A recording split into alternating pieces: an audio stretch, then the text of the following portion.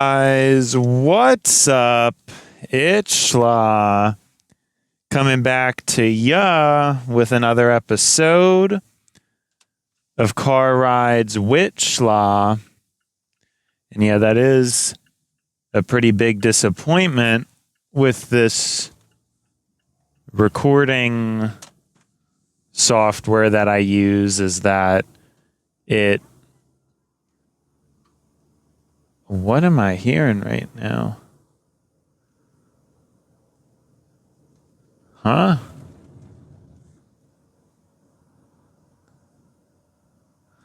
Wonder what happened. It just popped up with like call ended or something. Did one of my phones, did I accidentally...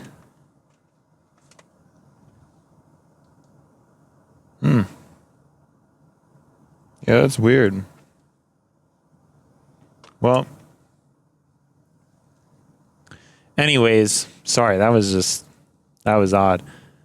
I think a random phone connected to my car's Bluetooth, and it was just doing something. I'm not entirely sure what the purposes of that was, but yeah, somehow I called someone, even though it's a phone. It's one of my older other phones that doesn't even have a SIM card in it, but I guess, yeah,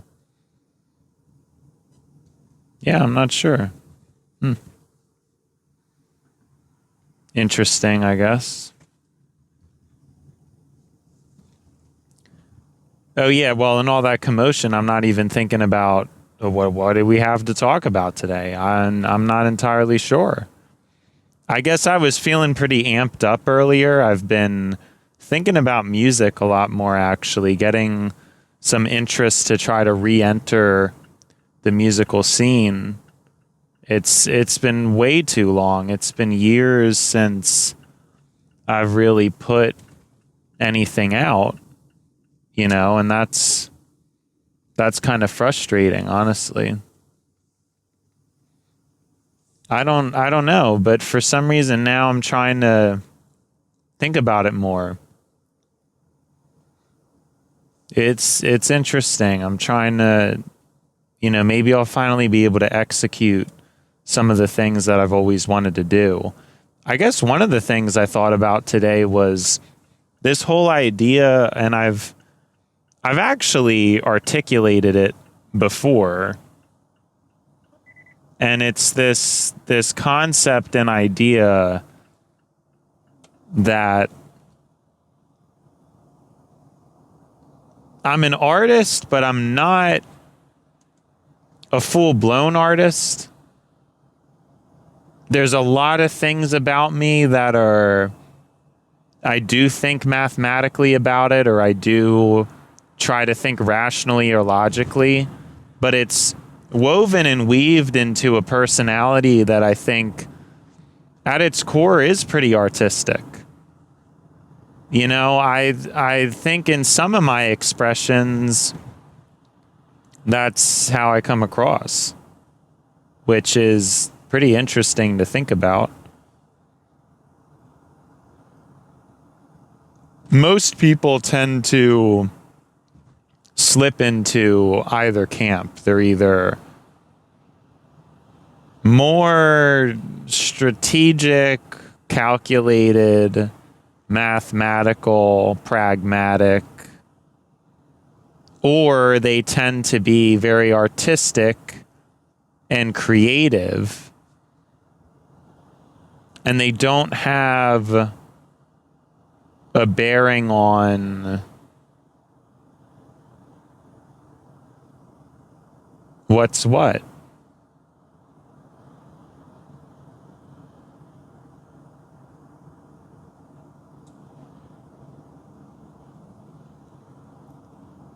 And you usually have two different types of people, but I've always thought that neither of these persons, what would it be? Neither are complete. They each have something that the other lacks. And I want to say I was born more on the artistic side. And as a teenager, I sort of solidified into more of an overly logical direction, just because this concept of the intellect presented itself in a very infatuating format to me.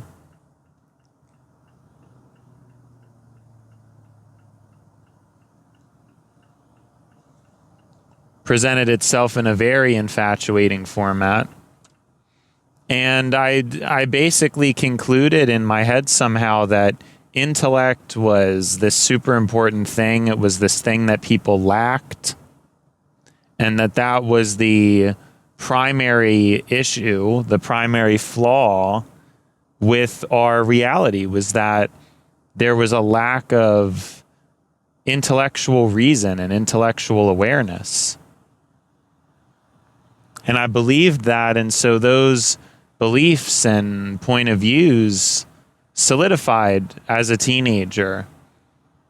I felt that I needed to buckle down and,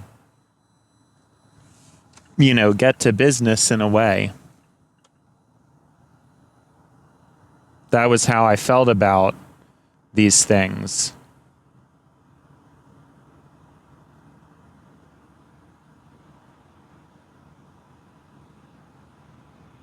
Needed to buckle down and get to business. And this is sort of in the theme of what I was talking about yesterday, how I began, and I want to say around 16, to have an infatuation for that archetype. The people who are very strict about things, strict about school, strict about work. They put these things on a pedestal and prioritize them rigorously. Because I didn't have that life at all. I definitely had the philosophical and the free moving life, I think. And now I realize I credit that to most of my character. Because there are people who have had these rigorous structures, and on the surface, they appear to be more socially cohesive or more successful based on these metrics that you can actually hold, touch, and feel. But in my case, there's a difference of character. Having time to think through things, think through pain, think through pleasure, space. These luxuries are paramount in this day and age. These luxuries are paramount. And I didn't realize how I had it. I didn't understand how good I had these things.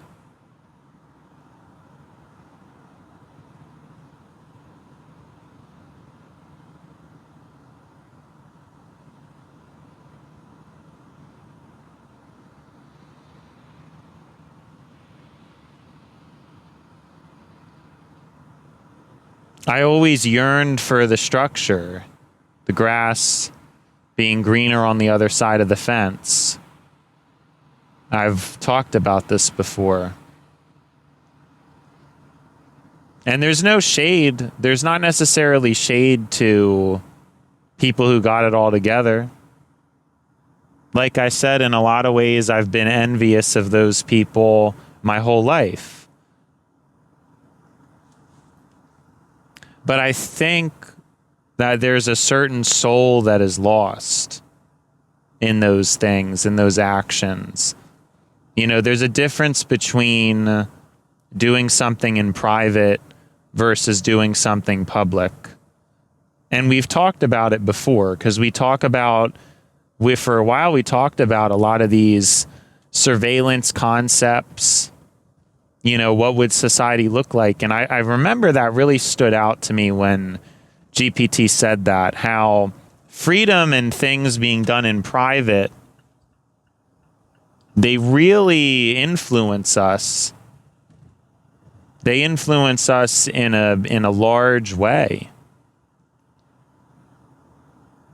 They almost create completely different people.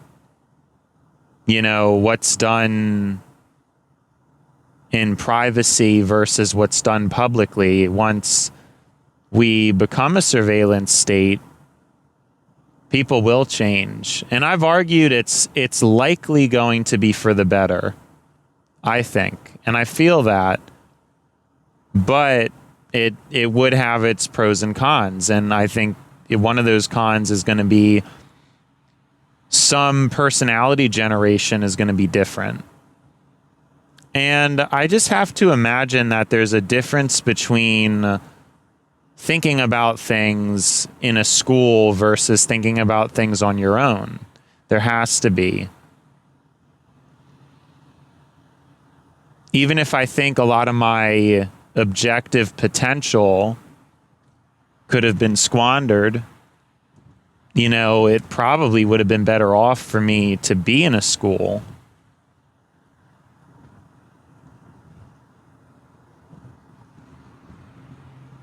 There's certain perspectives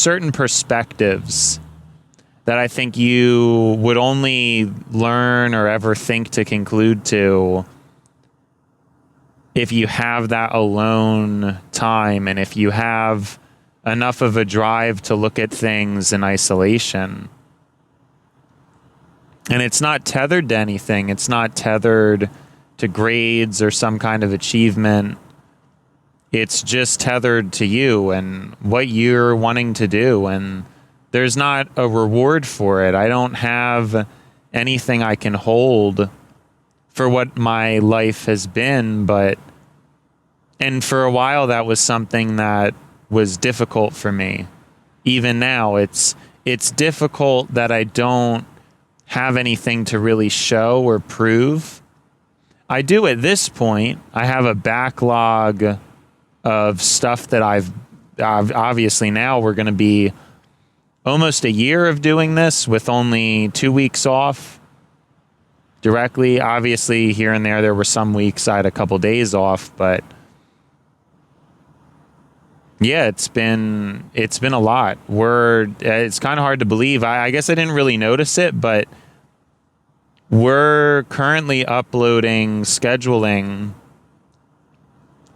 almost 400 episodes, which it's obviously a lot. You know, most series or most things do not reach this many episodes. It's just not typically how things materialize. So I do think, yeah, it's an interesting thing to keep in mind. It's interesting to think about.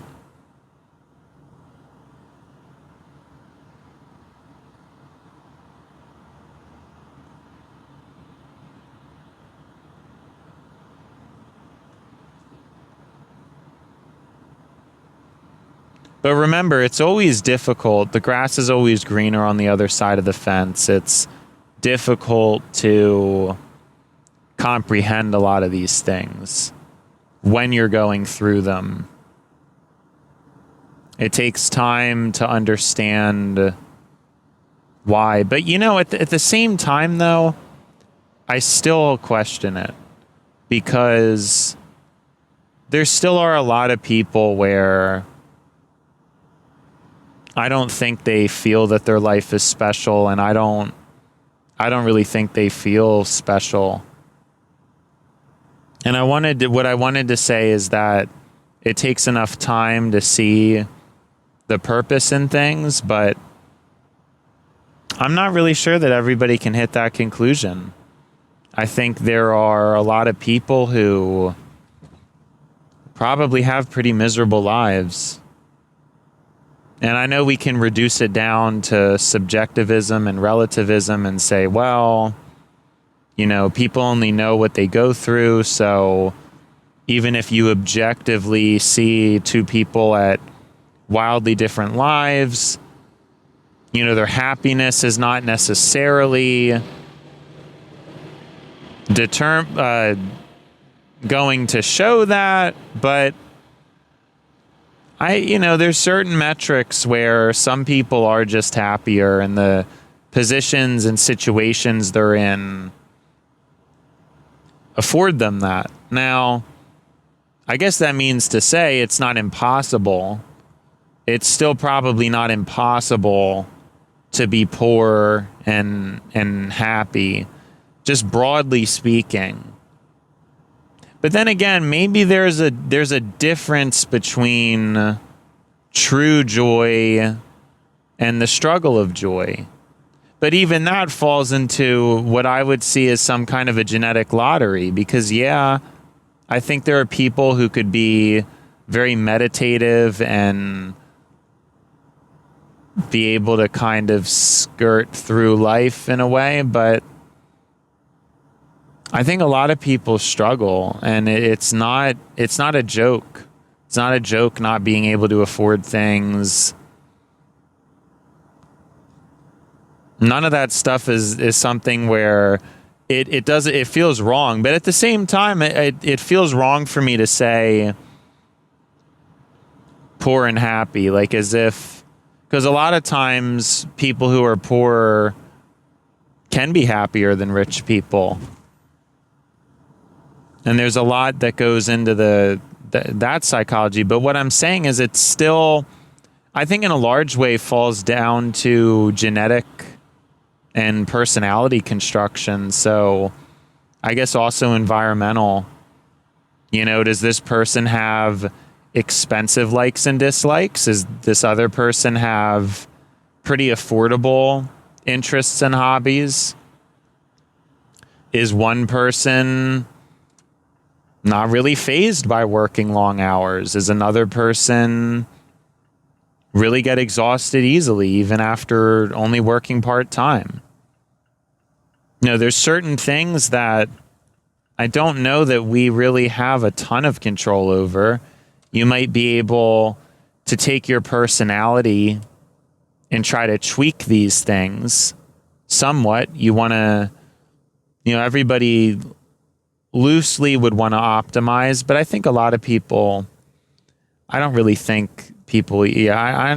don't even think people optimize all that much.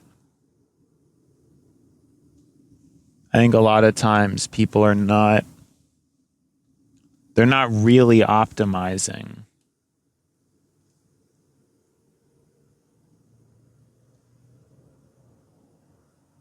They're just living, and that's what they like. That's the whole human thing, is just to live. And that's always what everybody says. That's always what people think is the most beautiful or the most important.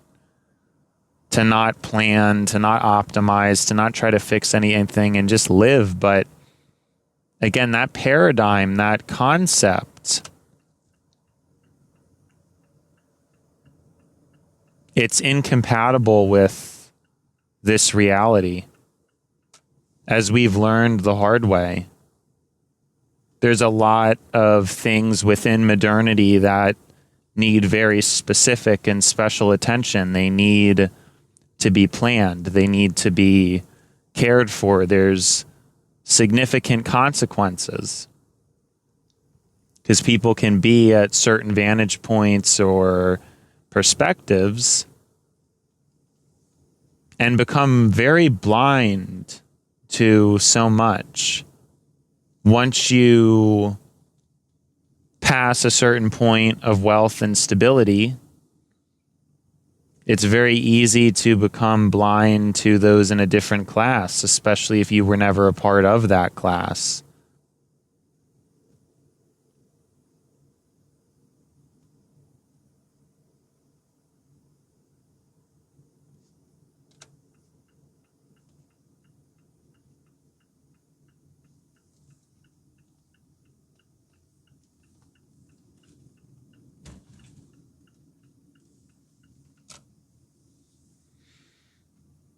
It happens very often.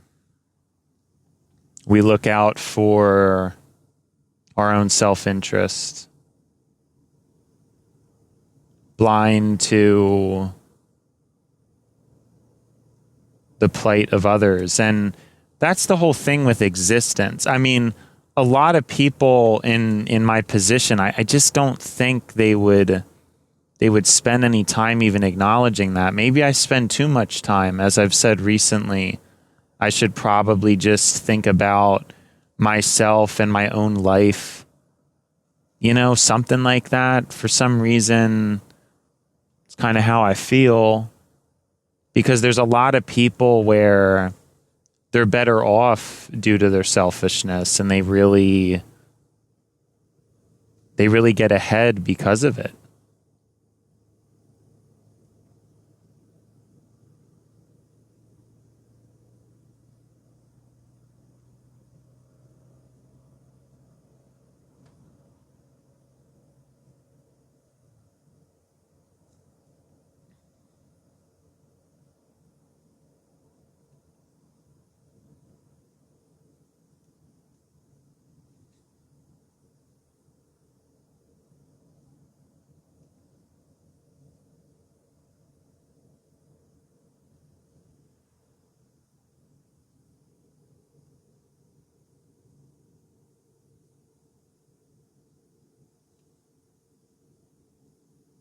Sorry, I'm just getting lost in another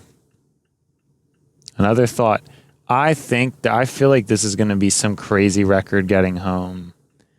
I think the light luck was very good. I noticed for some reason the traffic is so much better now. I don't really understand why, but I'm literally feeling like a mega record. I can't even imagine. Like, this recording could finish in under 30 minutes or something. But yeah, it was a conjunction of things. It's like basically no traffic. And then I also was just driving faster than I usually do, I guess, and perfect lights. I mean, everything was kind of very fast coming home. Like this could seriously, I'm not, it's not a guarantee, but for some reason I'm thinking and feeling we could be at a sub 30-minute closing time. And that's absolutely been the only, I don't think I've ever gotten home this fast before. So that's just, I think it's pretty cool. It could be close though. It could be like 30 something, but it's hard to calculate because I'm at a loss for how that could even be possible, but I don't know. I think it's going to be close. It's either way, I think it's going to be a record, unless I'm forgetting about some other crazy time. I'm not really sure. But yeah, I know so many people where, to me, they're kind of borderline soulless in terms of their lack of understanding of what other people go. I mean, I still don't understand. It's not like we ever really understand truly, but there's a certain increased scope of awareness, I guess, that is absolutely possible. And most people, I just do not think they waste all this time. They would rather spend their time playing a game, watching TV, like doing something fun, than thinking about inequities in the world. I don't think that many people are bothering with this stuff. It just, I just don't think they are. And I guess that's how it is, but it's interesting to me. It's interesting to me that that's really where we're at as just everything.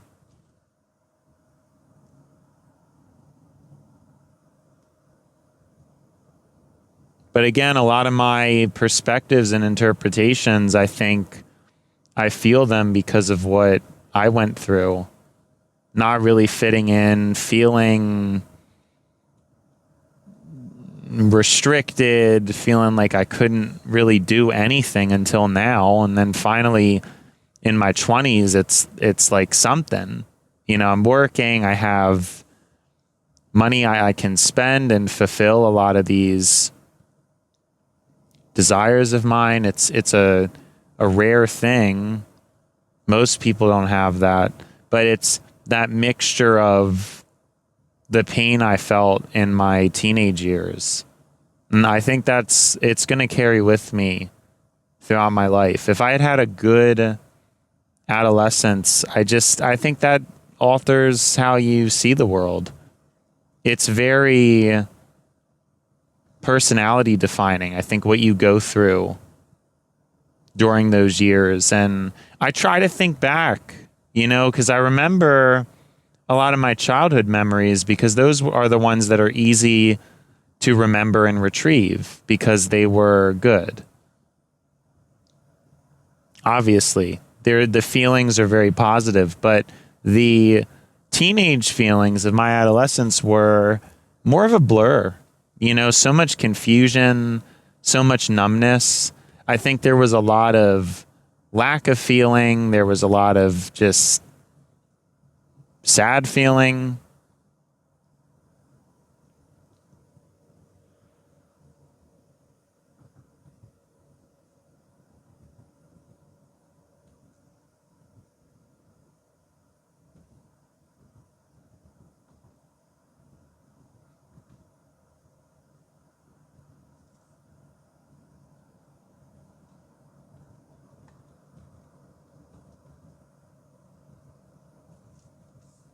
But it's important to try to remember those memories too.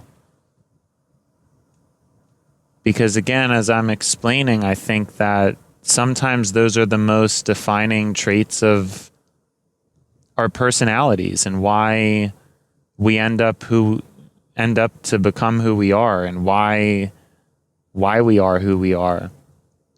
And again, I have a feeling that the memories in your childhood and teenage years, they hold a strong influence over the rest of your life. In some cases, it can be important to remember them, to know how to transcend them and how to transmute them into something better, to shift that energy upwards or outwards, to move on from it.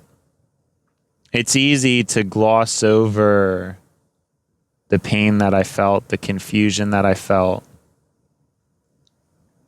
especially now that things have stabilized somewhat. I think I'm at a point where, again, I mean, life's going okay. And that's just not something that a lot of people are saying or feeling or thinking right now. And it's a mixture of a lot of things. It's a mixture of, I think, primarily environment, but also my brain, I think, is meant for this moment and to attempt to try to narrate it. That's starting to sound a little bit, I'm getting like a little bit too crazy or a little bit too cinematic with my speech here, but, to bear with me, that is, I think it's relatively true. I mean, not to get manic about it and act like I'm some very specific destined person. I'm sure there's other people out here doing the same thing or better. Although at this point, let's kind of pause there. We're not going to make it home under 30. Man, for some reason I thought I was, but I was a little shaky about that. Let's pause, because I don't really think that many people have this. I really, for people recording in a car, it's really possible that my quality, at least in terms of the equipment, has surpassed anybody I've ever heard of. I mean, I've seen these videos before on YouTube of people being in their cars, and it's just definitely not this level of craziness and excessiveness where I'm putting in all this extra effort, for the microphone and to do all this research to try to find the best thing. And there's no way. I really refuse to believe it. There could be somebody doing what I do. It's possible. But I've never seen it. I've never heard of it. It's a lot of effort. And it was a lot of effort, and it is. Every single time I have to plug all this stuff in just for a 30 or 40-minute recording, but it's what my brain's telling me to do. I don't got the wheel, That's what I'm saying. I'm weak-willed, but I guess the will that I have is strange and in some ways strong. It's an interesting way to put it, I suppose. It's strange, and in some ways it's strong.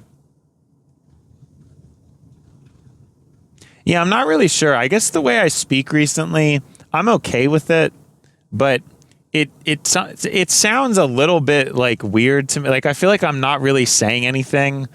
It's got to be some kind of practice for something, and maybe it's coming along good, but for some reason I felt like prior episodes I was a bit more coherent or direct or straightforward, and recently this kind of vibe, I just feel a little shakier, or like I'm really trying to say something, but it doesn't. I don't know if it's really landing as good as I could. I don't know if my brain is just starting to rot and decay, or what's going on. Or maybe it's, I don't even know. I don't know. Maybe it's better. I can't really tell. But what I feel is that, I don't know. That's what I feel. That's, I'm trying to get somewhere with this, but it's yeah, I don't really know where I was getting at with all that.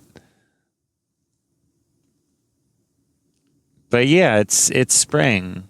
It's getting there, at least. It's getting to be spring. It's getting to be April. I like to think as that really being the new year. I like thinking of things that way too. That's just how I like to think about things. But